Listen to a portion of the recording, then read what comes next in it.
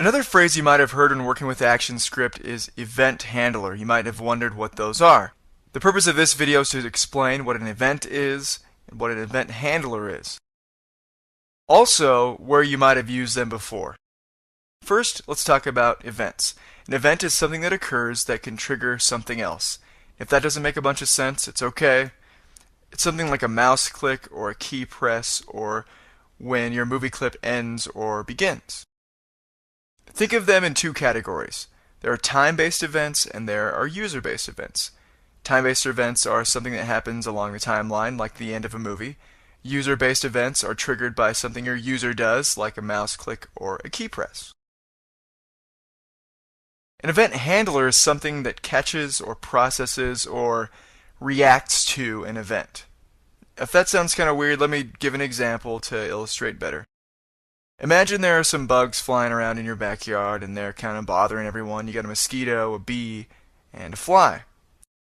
Think of these bugs as an event. They're bothering people, they're flying around in the backyard. That's an event. So you go buy a bug zapper.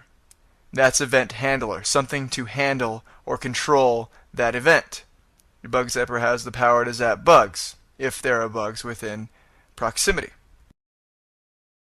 So the bugs fly around for a while, and eventually they get close enough to where the bug zapper or event handler can react.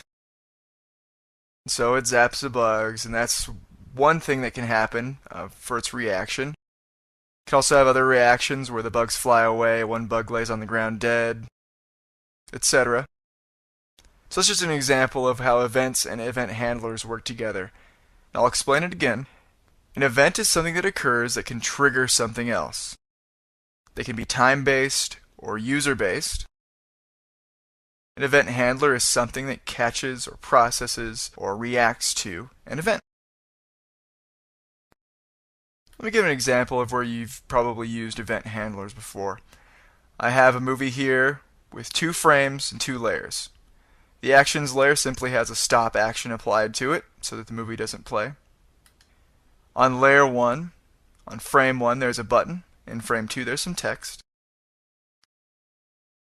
By the way, if you want to know where to get these buttons, Flash ships with them. If you go to Window, Common Libraries, Buttons, there are a whole bunch of buttons that you're free to use.